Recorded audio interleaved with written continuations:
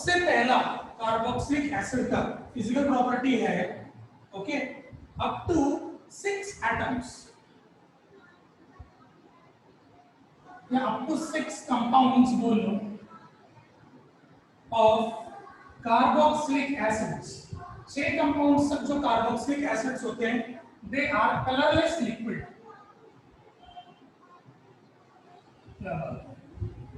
With unpleasant odour, थोड़ा सा smell आता है।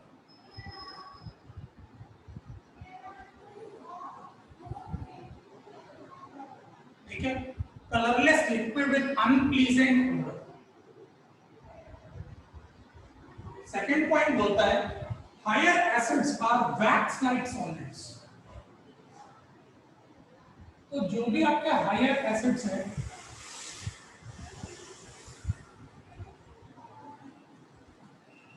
They are wax like solids या ओडरलेस भी है, ओडरलेस। ठीक है, they are odourless and they are wax like solids. Solids मतलब सॉलिड्स हैं और मोम की तरह है, पिघल सकते हैं और लिक्विड बन सकते हैं ऐसा। ठीक है, थर्ड है इसमें they have high boiling points. इनके जो बॉइलिंग पॉइंट्स होते हैं वो हाई होते हैं एल्डिहाइड्स और कीटोन्स से, high boiling points than aldehydes and ketones. Aldehydes and ketones से ज्यादा बॉइलिंग पॉइंट होगा। ओके, जो भी आपके लोअर एसिड्स हैं जिनमें कार्बन की कंपाउंड्स बहुत कम है ओके वो लोग इजीली वाटर में मिक्स हो जाते हैं, तो they are miscible in water. Lower acids are miscible in water. And last point है सॉल्युबिलिटी डिक्रीजेस। सॉल्युबिलिटी डिक्रीज मतलब जैसे जैसे हम कार्बन कंपाउंड्स बढ़ाते हैं सॉल्युबिलिटी डिक्रीज हो जाता है with increase in carbon atom. जैसे जैसे कार्बन एटम बढ़ता है वैसे वैसे सॉल्युबिलिटी घट जाती है। मतलब हायर एसिड्स की सॉल्युबिलिटी कम होगी, लोअर एसिड्स की सॉल्युबिलिटी ज्यादा होगी। तो केमिकल प्रॉपर्टीज में मैं मैकेनिज्म के साथ आपको बताऊंगा कि RCOOH किसके साथ रिएक्ट करता है और क्या बनाता है। ठीक है, तो देखो भाई RCOOH आपका जो कार्बोक्सिलिक होता है एसिड वो ये होता है RCOOH। ठीक है, ये किसके साथ रिएक्ट करता है, क्या बनाता है, ये आपको याद करना जरूरी है। ठीक है, हाँ, तो एक एक करके मैं सबसे पहले इसको रिएक्ट करते हैं अपन सोडियम के साथ प्लस सोडियम। तो देखो जैसे ये सोडियम के साथ रिएक्ट करता है Na आपका Na प्लस होता है और Hb आपका H प्लस होता है। तो स्ट्रेट अवे ये क्या करेगा RCOONA बनाएगा और हाइड्रोजन को इवॉल्व कर देगा। राइट, तो खाली अगर आप सोडियम के साथ रिएक्ट कर रहे हो तो ये RCOHNA के साथ रिएक्ट करेगा RCOONA plus H2। Balance chemical reaction क्या होगा, ये बैलेंस केमिकल रिएक्शन है RCOOH है Na है, ये RCOONA बनाएगा और H2 क्योंकि हाइड्रोजन 2 है तो ये भी 2 होगा, ये भी 2 होगा और ये भी 2 होगा। बैलेंस करते समय सामने जब 2 लग जाएगा, लेकिन आपको बेसिक आइडिया तो होना चाहिए कि क्या बना रहा है, तो ये चार्ट के थ्रू मैं आपको आइडिया बता दूंगा। ओके, अब मान के चलते हैं कि Na की जगह मान लो NaOH के साथ रिएक्ट किया तो भी फिर से वही होगा कि यहाँ पे क्लीवेज होता है एग्जैक्टली कि OH बॉन्ड हमेशा ब्रेक होता है। समझ में आया? ओके, ये OH बॉन्ड ब्रेक होता है, cleavage of OH bond. Cleavage का मतलब होता है टूटना। ठीक है, तो OH बॉन्ड ब्रेक हो रहा है RCOO फिर से Na, तो RCOONA। अब यहाँ पे बचा क्या OH और यहाँ पे बचा क्या H, लो वाटर। ठीक है। अब अगर यही मैं NaHCO3 के साथ रिएक्ट कर दूं, मतलब बेकिंग सोडा, NaHCO3 क्या होता है? Baking soda. फिर से चीज वही हो गया, RCOO और Na, ठीक। CO3 कार्बोनेट से आपको कार्बन डाइऑक्साइड मिलता है, तो एक ऑक्सीजन यहां बच गया, एक OH, एक H बच गया, तो यहाँ पे OH और H। कार्बोनेट है तो कार्बन डाइऑक्साइड के साथ वाटर फॉर्म हो जाएगा। तो ये तीनों आप देख रहे हो ना, ये तीनों के तीनों क्लीवेज ऑफ OH बॉन्ड के एग्जांपल्स हैं, राइट। या मैं एक काम करता हूं, इसी OH मतलब जो एसिड कंपाउंड है, अगर मैं इसको एक एसिड के साथ और रिएक्ट कर दूं, R-COOH के साथ रिएक्ट, मतलब एक एसिड एक और एसिड के साथ रिएक्ट, समझ में आ रहा है? तो ये क्या फॉर्म करता है? ये उस समय आपको एनहाइड्राइड फॉर्म करेगा। ओके, कैसे? देखो, RCO यहाँ तक ठीक है, उसके बाद O, ठीक, उसके बाद CO, फिर से यहां से, अब ये वाला आपका ब्रेक हो जाएगा, CO और R डैश, अब यहाँ OH बच गया, यहाँ H बच गया, और ये इसको बोलते हैं एनहाइड्राइड। एक बार और, ये RCOO यहां तक आएगा, RCOO, उसके बाद ये ऐसा ब्रेक होगा और ये CO और R डैश, ये एनहाइड्राइड हो जाएगा। ओके, तो एक एसिड दूसरे एसिड के साथ फॉर्म करके एनहाइड्राइड बनाता है, ठीक है। अब आता है, अगर यही एसिड किसी अल्कोहल के साथ रिएक्ट कर दे, R-OH, यस, फिर से अब देखो, अब इस बार ये आपका ये वाला बॉन्ड ब्रेक होगा, कौन सा? अभी तक तो क्लीवेज ऑफ OH बॉन्ड था, अब इसमें आपका क्लीवेज ऑफ CO बॉन्ड है, यहां ब्रेक,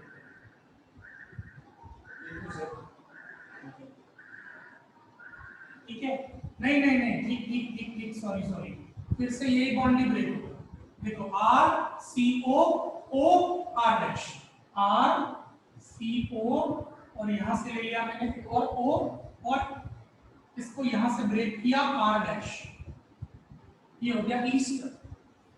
यहाँ पे क्या बच गया? OH, यहाँ पे बच गया H, लो वाटर। क्या बोलते हैं इस रिएक्शन को? ईस्टरिफिकेशन। मतलब कि कार्बोक्सिलिक एसिड किसके साथ रिएक्ट करके क्या बनाता है, ये याद रखना है। ओके, अगर मैं कार्बोक्सिलिक एसिड को PCl3 के साथ रिएक्ट करता हूं, PCl3, भाई फॉस्फोरस ट्राइक्लोराइड बोलते हैं इसको, ठीक है। अब ये क्या करेगा, ये यहां पे, अब आप देख रहे हो RC डबल बॉन्ड OOH, अब ये वाला बॉन्ड देखो यहां पे, ठीक है, यहां पे ये वाला बॉन्ड, तो ये क्या हो जाएगा? RCO, और यहां से एक तो क्लोरीन उठाएगा, RCOCl, बता रहा हूं ना मैं, ये इसको बोलते हैं असाइल क्लोराइड। अब हमारे पास एक फॉस्फोरस बचा है, दो क्लोरीन बचा है, और एक OH बचा है, ठीक है। तो ये क्या करेगा, H आपका H3PO3 बनाएगा, राइट। अब आप बोलोगे सर इसमें H एक ही है, यहाँ पे H3 है, तो ये एक बैलेंस रिएक्शन नहीं है जो मैंने आपको बताया, तो मैं आपको यहाँ पे एक बैलेंस रिएक्शन बताने वाला हूँ, और वो ये है कि आप हमेशा इस केस में 3 RCOOH लोगे, 3 कार्बोक्सिलिक एसिड कितने लोगे? 3, उसके बाद आप इसको PCl3 के साथ रिएक्ट करो, ओके। तो जो आपको मिलेगा 3RCOCl मिलेगा, 3 Cl उठा के OH को रिप्लेस करेगा, ओके, और 3RC को Cl मिलेगा। अब यहाँ पे 3 OH है और एक फास्फोरस है, तो H3PO3, 3H 3O और एक P, और इसको बोलते हैं फॉस्फोरिक एसिड। सर नहीं समझ में आया, आप एक Cl लेंगे तो 2 Cl तो बचेगा ना, Cl पूरी है ना, 3 Cl है ना। आप देखो ना यहाँ पे एग्जैक्टली देखो 3 OH था, ठीक, 3 क्लोरीन है, तो यहाँ से Cl ले रहे हैं, मैं सामने 3 लिख रहा हूँ ना, इसका मतलब क्या है, 3 क्लोरीन हो गया ना। ये तीनों क्लोरीन को मैंने तीनों OH के साथ हटा दिया, 3 OH 3 Cl के साथ रिप्लेस हो गया, ठीक है, इसलिए मैंने बोला कि ये बैलेंस्ड नहीं है, ओके, तो ये उसका बैलेंस्ड केमिकल रिएक्शन है, राइट, इतना लिख लो पहले। भाई समझ में आया यहां तक सभी को? हाँ जी, अब आगे के केमिकल रिएक्शंस, RCOOH,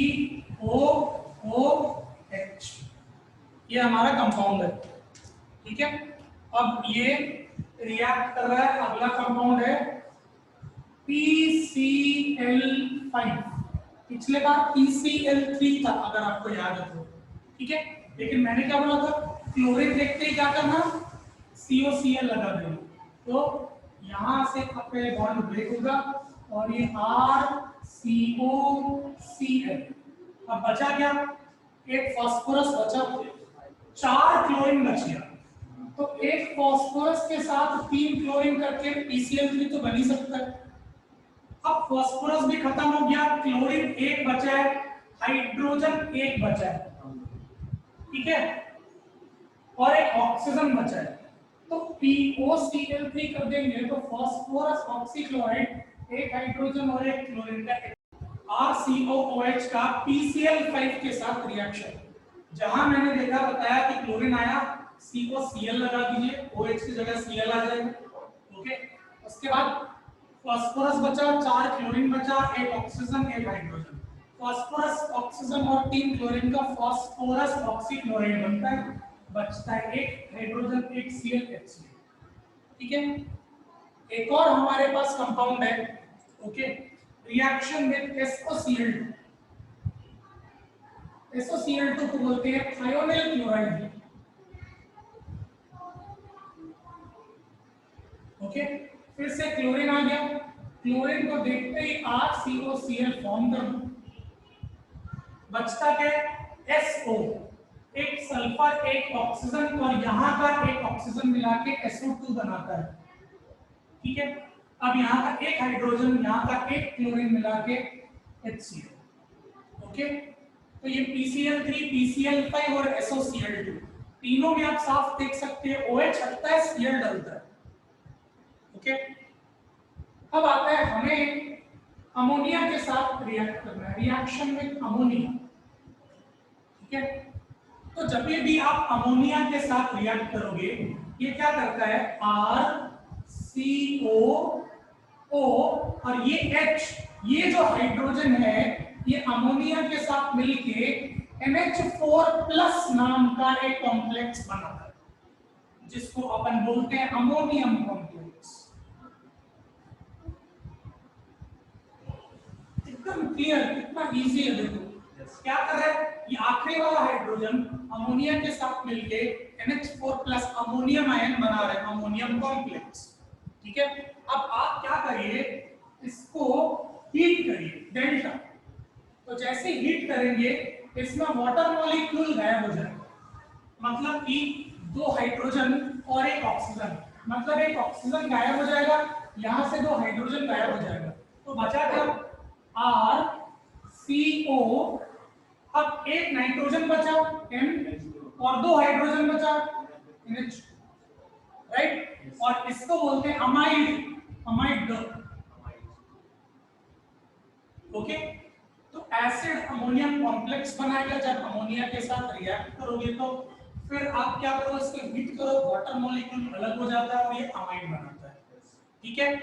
इसका एक एग्जांपल ऐसा भी हो सकता है, अगर आप ऐसा बेंजीन ले लीजिए लाइक दिस, ठीक है, बेंजीन के साथ दो कार्बोक्सिलिक एसिड्स,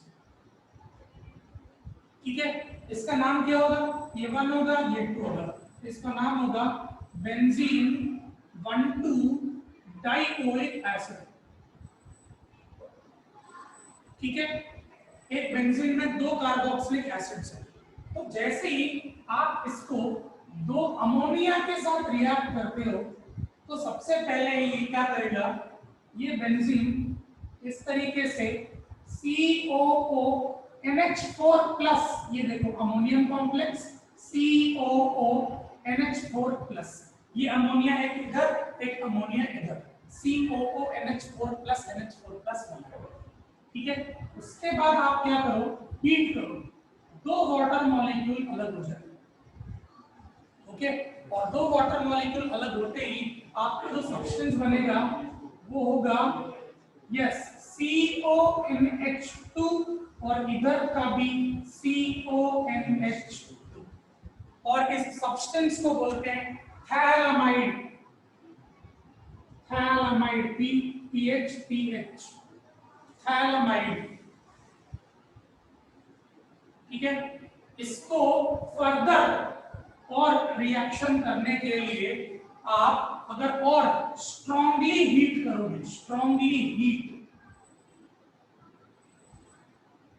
तो और हीट करने से एक अमोनिया गायब हो जाता है, एक अमोनिया, तो एक अमोनिया गायब होगा तो ये बेंजीन आपका एज इट इज बनने वाला है, पर एक N गायब हो गया, H2 गायब हो गया, और यहां से एक H गायब हो गया, राइट। तो ये कैसा बनता है C, ठीक है। उसके बाद ये डबल बॉन्ड O, क्योंकि CO है, यहाँ पे CO बचेगा, उसके बाद यहाँ पे क्या बचेगा, CONH, आयन है, ओके, तो यहाँ का भी CO कुछ ऐसा बचेगा।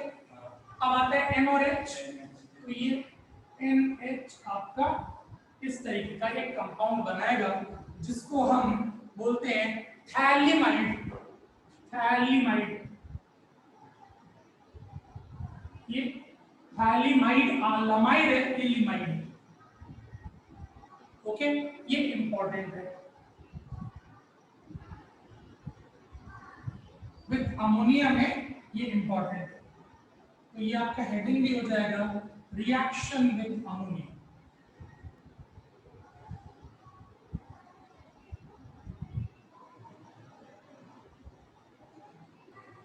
एक साथ लिख लेना, टेंशन नहीं है, ठीक है। अब आता है reduction, okay, reduction.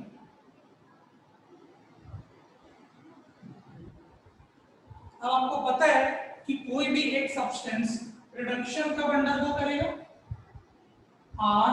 RCOOH, lithium aluminium hydride, ये बताया है doctor, lithium aluminium hydride LiAlH4 best reducing agent, reduce होता है, रिड्यूस का होना मतलब ऑक्सीजन का रिमूव होना, ठीक है।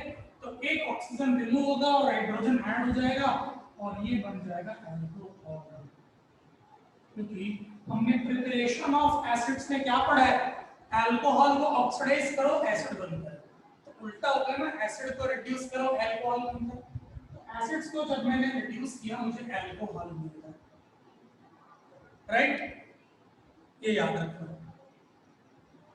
ठीक है। ये क्या हुआ, रिडक्शन। अगला है कोल्पेस इलेक्ट्रोलिसिस, ठीक है, जहां पे आप NaOH के साथ रिएक्ट करते हो पर CaO के प्रेजेंस में। अब एक चीज गौर करिए, क्या आप ध्यान दीजिए, मैंने आपको बोला था कि जब आप NaOH के साथ रिएक्ट करोगे तो RCONA कर लेना तुरंत, लेकिन NaOH के साथ जब रिएक्ट करोगे और अगर आपका ये जो कैल्शियम ऑक्साइड कैटलिस्ट की तरह काम कर रहा है, तो मैं आपको बता दूं कि ये नॉर्मल रिएक्शन नहीं है, ये एक तरीके का इलेक्ट्रोलिसिस है जिसको बोलते हैं कोल्बेस इलेक्ट्रोलिसिस, ओके, जिसमें एक कार्बोक्सिलिक एसिड डायरेक्टली आपका एल्केन फॉर्म करता है, एल्केन, सिंगल बॉन्ड H। ठीक है, अब जो भी आपका बच गया वो होता है ये Na, ठीक है, Na बच गया, CO बच गया, तो Na2CO3 सोडियम कार्बोनेट आपका बचता है और एल्केन हो जाता है। क्लियर हो गया? कोल बेस इलेक्ट्रोलिसिस, ये भी इंपॉर्टेंट है, कोल बेस इलेक्ट्रोलिसिस याद रखना। ठीक है, कि कोई भी एसिड NaOH के साथ रिएक्ट करेगा कैल्शियम ऑक्साइड के प्रेजेंस में, तो ये एल्केन बनाएगा विथ Na2CO। तो जब भी आप हैलोजनेशन करोगे, ये आपका किसी एक हैलोजन के साथ रिएक्ट होता है, X2, ये हो गया halogen, in the presence of red phosphorus. Red phosphorus के प्रेजेंस में ये X2 के साथ रिएक्ट होता है और ये क्या बनाता है? R। ठीक है, कंपाउंड देखना ध्यान से, ठीक है, ये RCOOH, ये आपका एसिड है, यस और नो? ओके, तो ये जनरली हम इस केस में जो एसिड यूज करते हैं वो नॉर्मल एसिड यूज नहीं करेंगे, क्योंकि मैं आपको कारण बता रहा हूं, हाइड्रोजन हैलोजन जुड़ जाता है यहाँ पे। अब आप ध्यान से देखिए कि कार्बन की वैलेंसी क्या हो गई? 5 हो गई, राइट? तो ऐसे स्पेशल केस में हम क्या करते हैं, RCH2COOH ऐसा करके एक कार्बन और लिखते हैं एक्स्ट्रा। ठीक है, अब इसको जब मैं रेड फॉस्फोरस के साथ जोड़ूंगा तो मुझे क्या मिलेगा? RCH2 के जगह ये जो हैलोजन है वो यहाँ पे जुड़ेगा, ऐसा COOH, लाइक दिस, राइट? तो एक हैलोजन आपका ये वाले कार्बन में जुड़ जाएगा, मतलब क्या करेगा वो? यहाँ से एक हाइड्रोजन को हटाएगा और एक हैलोजन आ जाएगा, इस तरीके से RCHCOOH आएगा। ठीक है, याद रखिएगा कि आपका जो हैलोजन है या क्लोरीन या ब्रोमीन हो सकता है, आयोडीन नहीं हो सकता, क्योंकि आयोडीन की रिएक्टिविटी बहुत कम होती है, और फ्लोरीन भी नहीं हो सकता क्योंकि फ्लोरीन की रिएक्टिविटी बहुत ज्यादा होती है। तो इसको मॉडरेटली रिएक्टिव कंपाउंड्स चाहिए, इसलिए RCH2COOH रेड फास्फोरस के साथ रिएक्ट करेंगे तो ये वाला कंपाउंड बनेगा। ओके, अब आता है सब्स्टिट्यूशन में एरोमेटिक कंपाउंड्स। ठीक है, मेरे पास कार्बोक्सिलिक एसिड्स में एरोमेटिक कंपाउंड है ये बेंजीन, और ऊपर में देख लो COOH। ओके, अब देखिए ये सब्सटेंस को अगर मैंने ब्रोमीन के साथ रिएक्ट किया, राइट, तो ये ब्रोमीन क्या करता है, यहाँ के हाइड्रोजन मेटा पोजीशन, सॉरी यहाँ पे मेटा पोजीशन के हाइड्रोजन को हटाएगा और ये कंपाउंड बनाएगा COOH, और यहाँ पे आ जाएगा Br। अब यहाँ का हाइड्रोजन एक Br से जुड़ के HBr अलग हो जाएगा। ठीक है, और इस पर्टिकुलर सब्सटेंस को हम बोलेंगे मेटा ब्रोमो बेंजोइक एसिड, इसको बोलते हैं सब्स्टिट्यूशन। क्या सब्स्टिट्यूशन है? क्योंकि हाइड्रोजन सब्स्टिट्यूट हुआ है तो ये इलेक्ट्रोफिलिक सब्स्टिट्यूशन कहलाएगा, राइट? अब इसी में अगर मैं दूसरा कंपाउंड ले लूं कि मेरा second compound suppose nitric acid HNO3, इसके प्रेजेंस में, ठीक है, नाइट्रिक एसिड के साथ रिएक्ट कर रहा है in the presence of sulphuric acid. Okay, तो नाइट्रिक एसिड से मुझे NO2 मिलता है, नाइट्रो कंपाउंड। ओके, तो COOH ऊपर एज इट इज, और HNO3 से मुझे नाइट्रो कंपाउंड मिलेगा मेटा पोजीशन पे, याद रखना मेटा पोजीशन पे ही मिलेगा। ठीक है, तो इसका नाम होगा मेटा नाइट्रो बेंजोइक एसिड। अब यहाँ नाइट्रोइक एसिड से OH निकलेगा, यहाँ से H निकलेगा, और ये बनाएगा H2। इस तरीके से ये दो रिएक्शंस है आपके इलेक्ट्रोफिलिक सब्स्टिट्यूशन के, ब्रोमीन के साथ ब्रोमो और HNO3 के साथ नाइट्रो बेंजोइक एसिड फॉर्म करें। ठीक है,